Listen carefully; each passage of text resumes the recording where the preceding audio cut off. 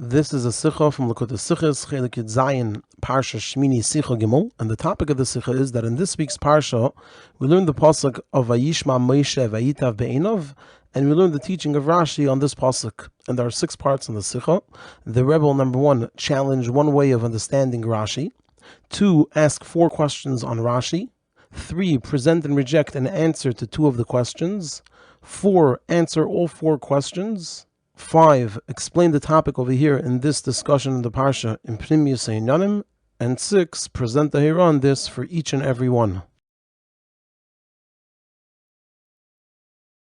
On the pasuk of Vayishma Moshe Vayitav Be'einav, that Moshe heard what Aaron said, and it was pleasing in his eyes. We hear it's talking about the story how Aaron and his sons were Einanim, because Nadav and Avihu passed away on that day. And so usually an Einan is not allowed to partake of kachim, but over here they had a clear instruction when it came to the kachim that were special for Shmini Lamiluyim, that they were allowed to eat them. However, when it came to the kachim that were not special for Shmini Lamiluyim, specifically the Sir Chatas of Rish Chodesh, where usually the Kohen eats from it, but over here Aaron said that since it's not special for Shmini Lamiluyim, so therefore the regular halacha that an Einan can't partake from the kachim applies, and he burned the entire Sir Chatas of Rish Chodesh.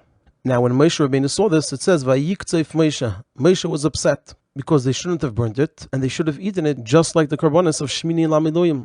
And Aaron replied that even though the special din of eating the kachim was said regarding the karbanos of Shmini Lamiluyim, which are kachei shah, meaning they're just for that time, but who said that it also applies for the Sir Chatas of Rish Chodesh, which is kachei deris? It's a regular carbon which is brought throughout time, and it's not special for Shmini Lamiluyim. And here the pasuk says that Vayishma Moshe Vayitav Be'einav. Now Rashi quotes the words Vayitav Be'einav, and he explains Hoida v'loi beish leimer lo shamati, that Moshe Rabbeinu admitted, and he wasn't embarrassed to say, I didn't hear. And as we'll see, the Sikha is going to move straight into discussing what exactly is Rashi saying over here with these words. So regarding this teaching of Rashi, Mefarshim explained that Rashi is saying that if Moshe was beish, then he would have said lo shamati.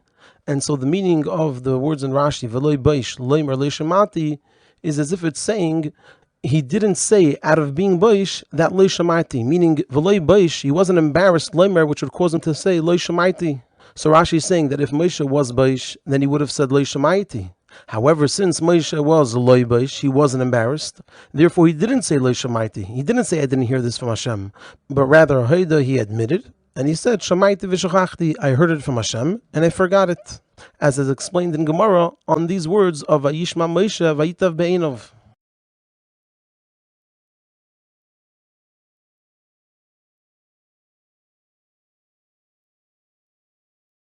However, in the way of Pshat, which is Pirush Rashi, it's completely not understood, because it's known that Rashi wrote his Pirush in a clear and open way that also Ben Chamish Lemikra can understand. Therefore, if Rashi meant that Moshe admitted and said Shamaiti v'shachachti, then Rashi wouldn't skip the main thing, which is the words that Moshe said.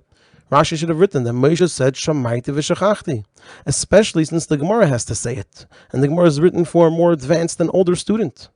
Now it's also clear that we can't say that Rashi relies on the Gemara saying Shamaita v'shachachti, and the reason is because, as we said a number of times, Rashi explains the meaning of the pasuk and doesn't rely on what's explained elsewhere, and this is especially in our case where Rashi doesn't write that the source is from the Gemara. So clearly Rashi doesn't intend for the student to look into the Gemara in order to understand what Rashi is saying. According to all this, it seems that the opposite is true, that Rashi doesn't learn here like in the Gemara. And especially since this Indian is also in Teres Kainim, and there the Lashon is not like in Gemara, and Rashi chooses the Lashon of the Teres Kainim, which further emphasizes that Rashi doesn't learn the pasuk over here like the Gemara does. And so this question on the way the Mefarshim learn Rashi ends up being the first of the 4 questions in the Sikha. And the question is, how do we understand this Rashi? We're not learning it like the Mefarshim, so how do we understand this teaching of Rashi? What is Rashi saying over here? We also have to understand, and this is the second question, what is at all difficult in the pasuk that Rashi has to explain? The pasuk is l'chayr understood very simply, that Vayishma Moshe, and after Moshe heard what Aaron said, so then Vayitav Be'einav, it was pleasing in his eyes. He agreed and accepted what Aaron said. The third question is, what is the source in Pshuta Shemikra, and what compels Rashi to explain that Hoida v'loi beish leimar lo shamati? In other words, what's the source and what compels Rashi to give this explanation?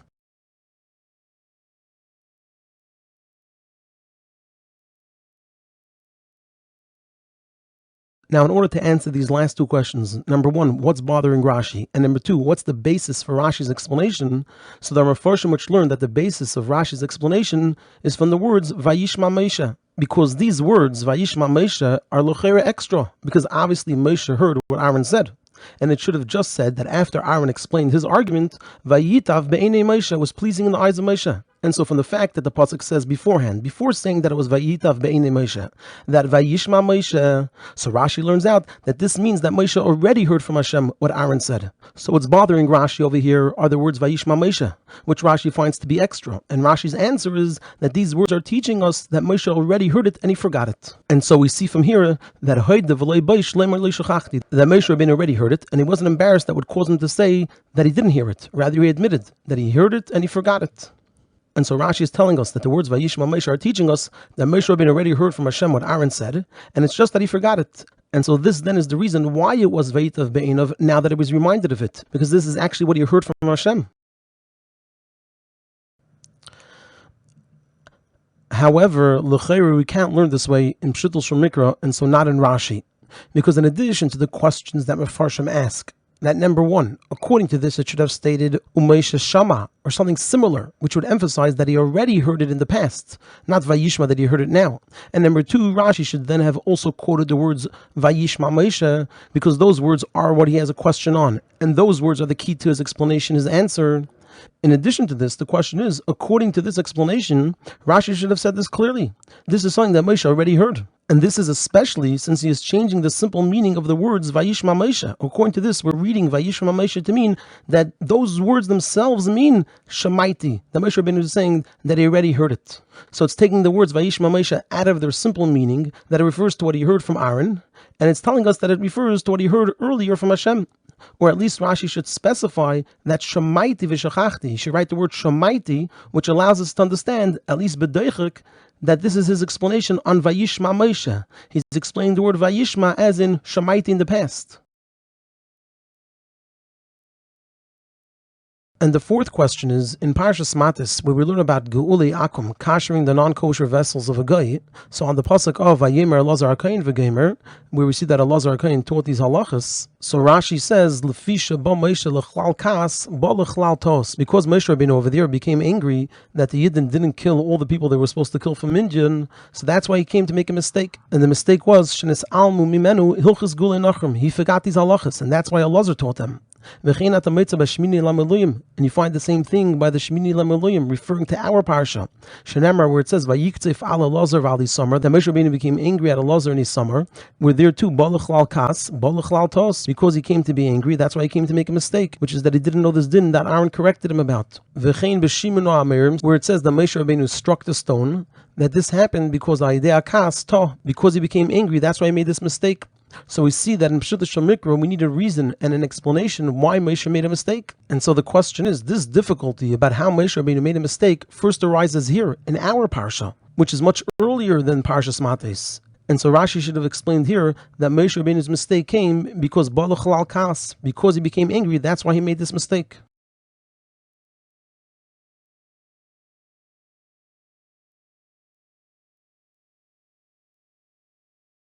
So now we're going to begin answering the questions, and we're going to begin by answering question number one. And over here we're going to include why doesn't Rashi learn like the Gemara. So the explanation of this is as follows. Rashi with saying, where we asked in the first question, what is Rashi even saying over here? He means to say what the simple meaning of these words are saying. Let's read them simply. That Moshe admitted and wasn't ashamed to say Lo Shamaiti, that he didn't hear from Hashem the distinction between Kodshe Shah and Kodshe Deiris. So we're going to understand Rashi to be saying exactly what it sounds like he's saying, that Ahoy the Moshe Rabbeinu admitted V'loi Beish Leimer Lo Shamaiti, and he wasn't embarrassed to say that he didn't hear this from Hashem. Now the reason Rashi doesn't learn, as in the Gemara, that Moshe did hear the distinction, and it's only that he forgot it. And it was about this that that he admitted and he wasn't embarrassed to say that he heard it and he forgot it. And so he said, Shamaiti v'shachachti, I heard it and forgot it. The reason Rashi doesn't learn this way is because then it's difficult in Pshuta Shel Mikra. Number one, what type of praise is it about Moshe Rabbeinu that he said the truth, not the opposite of the truth? He didn't say Lo Shamaiti. What type of praise is that about Moshe Rabbeinu that he didn't say the opposite of the truth? Number two, how does it fit to say Vayitav Be'enov that it was pleasing in the eyes of Moshe Rabbeinu about something which he heard from Hashem? Hashem said to do it. What does it mean, Vayitav Be'enov? And number three, which is most importantly, the words Vayitav Be'enov imply that it could have been otherwise. It was Vayitav Be'enov and it wasn't not Vayitav Be'enov. And it's teaching us that it was Vayitav Be'enov. Now, if it was Shamaiti V'Shachachni, that he heard it from Hashem and it's just that he forgot it, then it's Vayitav Be'enei Hashem. This is what Hashem wants. This is pleasing in the eyes of Hashem.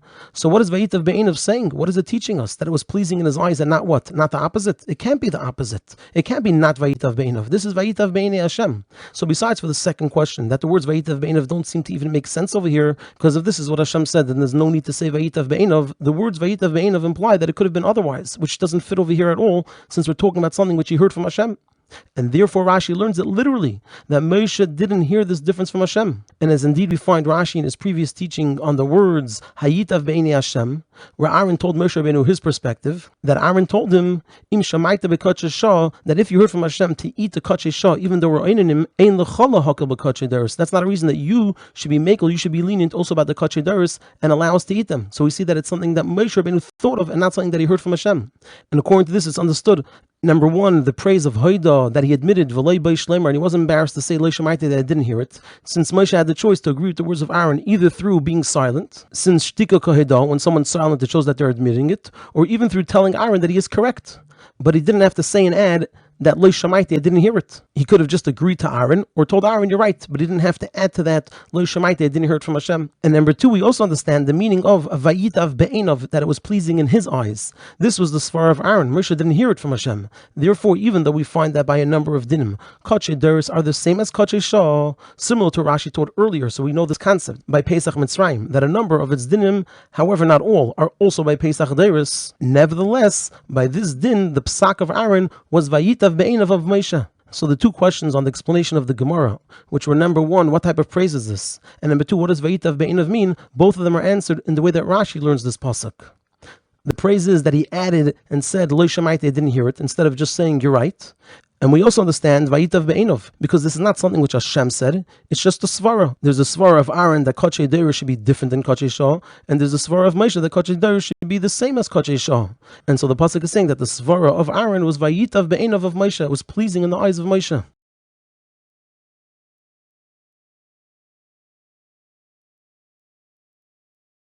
Now we're going to move on to answering questions number two and number three, which were number one, what's the difficulty over here? And number two, what's the basis for this explanation of Rashi? So the difficulty here in the pasuk, which therefore Rashi has to give an explanation for it, and specifically this explanation, is that the words Vayitav Be'enov are l'chera extra. Not that Vayishma Moshe is extra, but rather the next words, Vayitav Be'enov, the words that Rashi quotes, are l'chera extra. Because my Kamash Malon, what are they teaching us?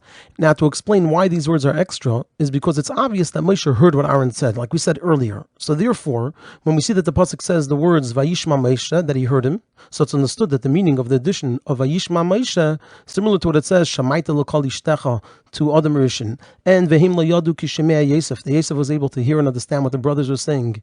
And in other places also we see the word used in this way, so it's understood that the meaning of the addition of Vayishma Moshe is understanding and accepting the words of Aaron, meaning that Moshe understood and accepted what Aaron said. And so this is the very same meaning as the next words, Vayitav Be'enov. If so, why does the pasuk also say Vayitav Be'enov? So the question on the pasuk is not that the words Vayishma Moshe are extra. We understand those words. They mean to tell us that he understood and accepted what Aaron said. However, the question is, what do the words Vayitav Be'enov mean? That they were pleasing in his eyes. We just said Vayishma Moshe, that he understood and accepted what Aaron said. Therefore, we must say that Vayitav Be'enov comes to add to Vayishma Moshe, because they mean the same thing. He understood and accepted, and it was pleasing, even more than what you would otherwise think in the basic idea of understanding and accepting. The words of Aaron weren't just accepted by Moshe, but rather there was something additional and novel. There was a chiddush over here. It was Vayitav Be'enov. Now, what can express such an addition and such a novelty, such a chiddush, and what does the pasuk come to emphasize and relate with this? So what is it saying, and what's the purpose of saying it? So Rashi explains that the pasuk means to say that the Vayishma Moshe, this understanding and accepting of Moshe, was in addition to the fact that the words of Aaron were accepted by him. They were so pleasing to him, Vayitav Be'enov, that he said Loimar also to others. He publicized that, he said it out loud. Now, why is the pasuk telling this to us? because this also tells us Shivchei Shel Moshe, the praise of Moshe, that Hoida, he admitted V'loi Bei Shleimer Lo Shamaita, and he wasn't embarrassed to say that he didn't hear this. He let it be known and he publicized that Lo Shamaita, even though it wasn't relevant to the Etzem Inyan, and it would have been enough if he admitted and agreed to the opinion of Aaron. Nevertheless, still he said out loud Lo Shamaita, which shows us Shivchei, the praise of Moshe Rabbeinu.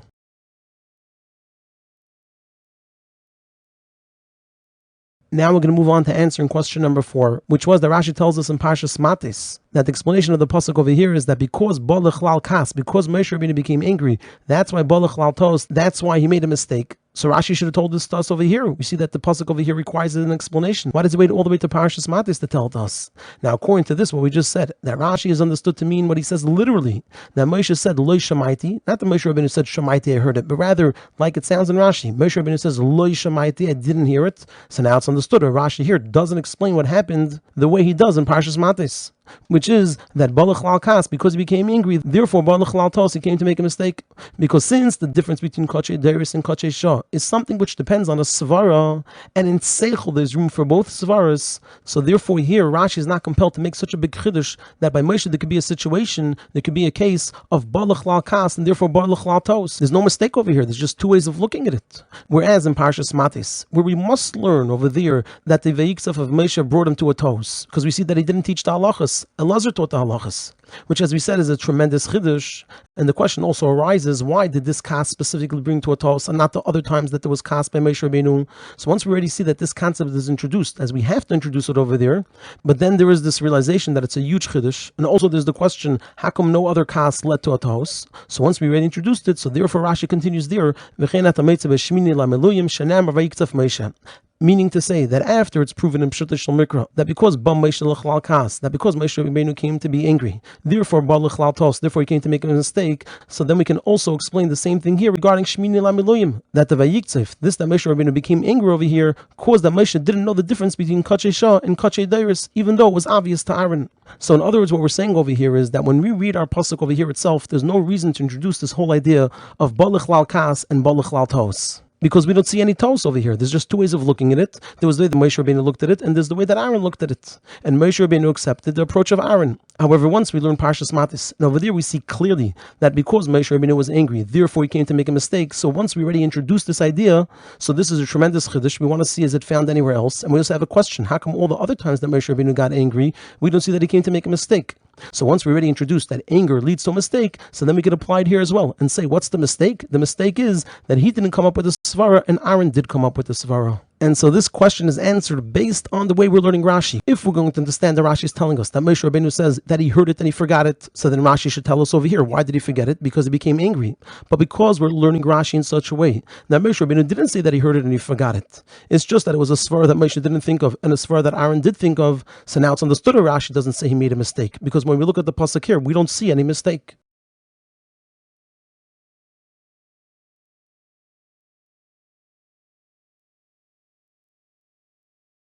From Yenishal Torah and Rashi, since the difference in opinion between Moshe and Aaron depends on a svara, so we need to understand two things. Number one, why was Moshe inclined to say that there's no difference between Kachei Deiris and Kachei Shah?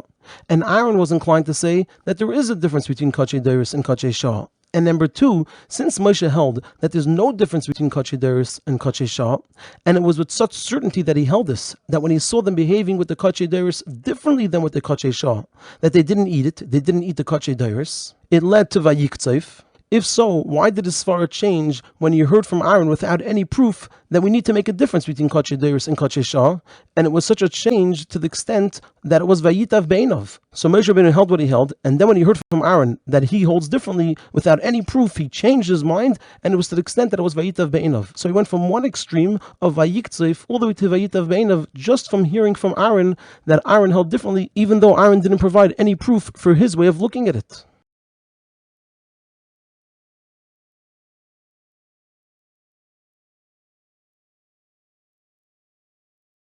So we can explain this in Pnimis Inyanim. The difference between Moshe and Aaron is, as it says in the Medrash, that Chesed ze Aaron ve'emes ze Moshe.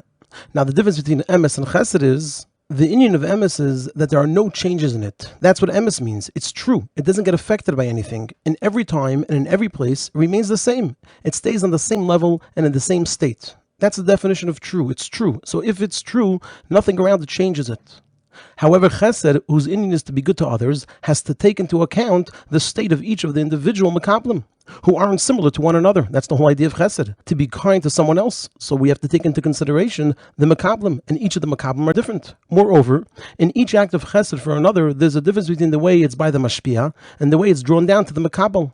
Like the Maimer Razal of Vishpat Aleim Teva Einin Recholim Lamed. So even if the person giving it wants to do chesed, you have to consider whether the makabel is going to experience it and receive it as chesed.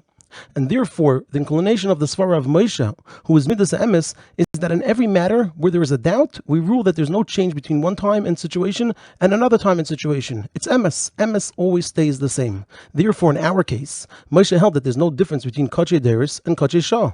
The same Kedusha that there is in this Shah, so in that very same way, the Kedusha has to be for Deris. However, from the perspective of Chesed, which is the level of Aaron, whose inyan is Oyev Shalom, Veredev Shalom, Oyev Abriyas, and Makarvan Latera, that he devoted himself to Yidden, even to those who are in the category of Briyas, meaning all that they have is that they're created by Hashem. And his inyan was to give them chesed, each according to their level and state. So therefore, he saw that there's a difference between Kachei Shah and Kachei Daris when it comes to the makablim, which is referring to those who need the chesed, which over here meant the carbon, the kachim.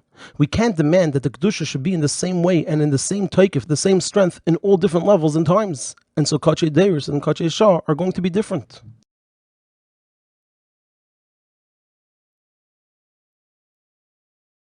Now, this inyan that we explained in the difference between Moshe and Aaron, it fits with this, that the level of Moshe is Shoshvina de Malka, and the level of Aaron is Shoshvina de Matrinusa.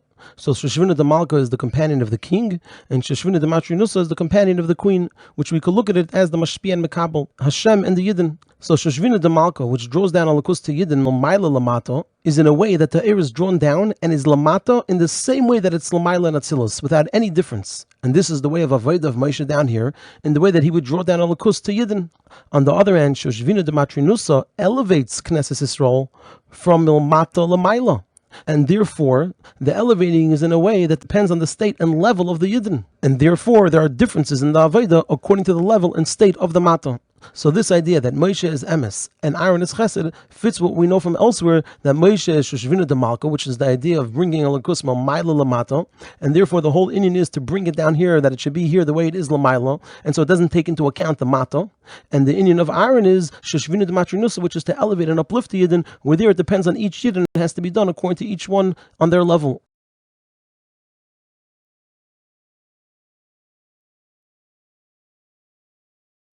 Nevertheless, after Moshe heard from Aaron that from the vantage point of Avodas and Yevroim in Olam Asiyah, from the vantage point of the Mata, of the Nevroim, of the Mekablim, there are differences, and the Avodah and Kedusha of Shah and Deris aren't the same, so then, Vayishma Moshe Vayitav Beinav. What does this mean? That also Moshe accepted it. And so from this it's understood that not only is it accepted from the perspective of the Bechina of Aaron, that of Chesed, but rather also from the perspective of the Bechina of Moshe, that of Midas Emes.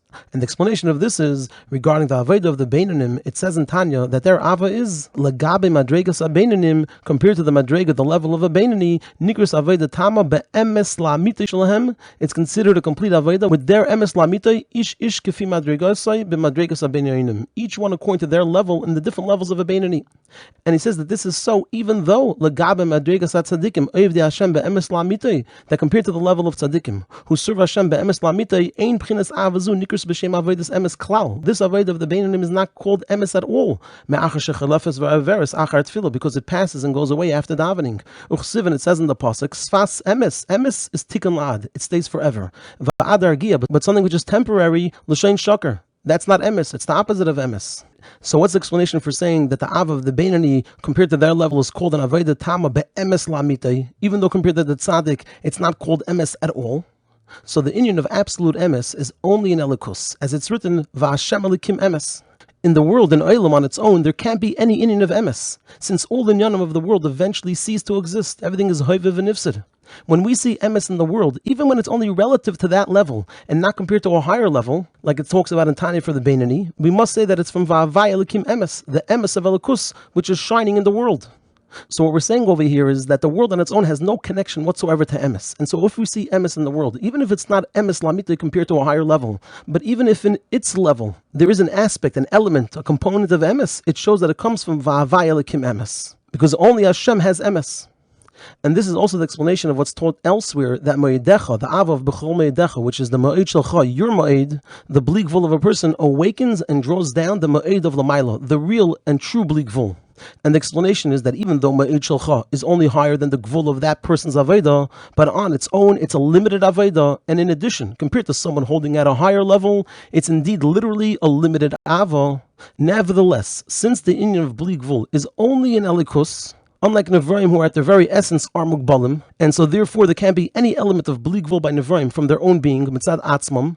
So therefore, if we see over here that there is an element of Bli Gvul, even if it's only relative to that person's level, but still there's an element of Bli Gvul, so when a Nivra has an expression, meaning an Aveda which is higher than its Medidav Agbala, its own limitations, it's connected and comes from Hashem, who is the true Bli Gvul. And this is the reason why Moedecha, the Moed Shalcha, resembles the true Bli Gvul and awakens and draws down the Moed, the Bli Gvul of Lamaila.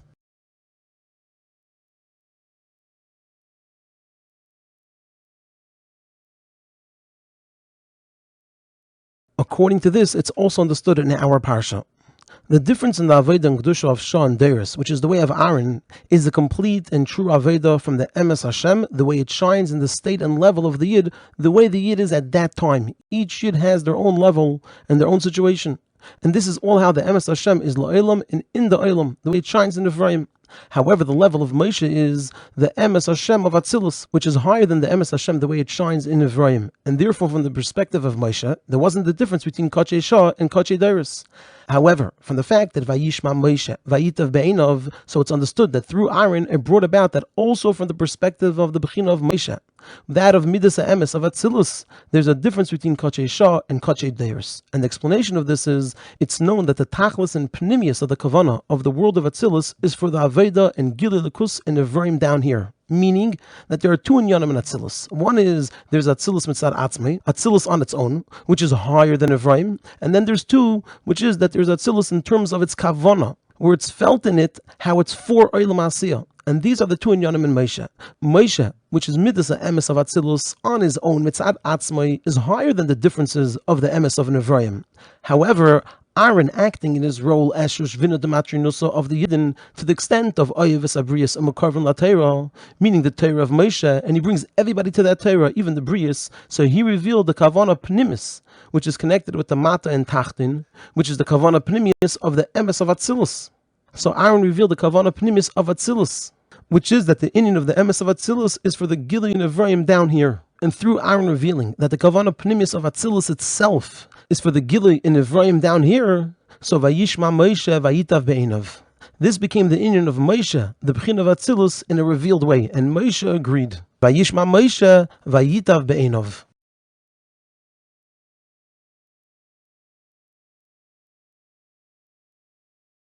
The hira from this and the Aveda of each and every one, when it comes to a person's private Aveda, their Avedas Hashem has to be without any changes, which is the idea, like we said, of Moshe Rabbeinu on his own. Just like Aniya violation Nisi, the same must be, like it says at the end of the pasuk, by Va'atam B'nei Yisrael Leichalisam. Just like Hashem doesn't change, a Yid can't change in their Aveda.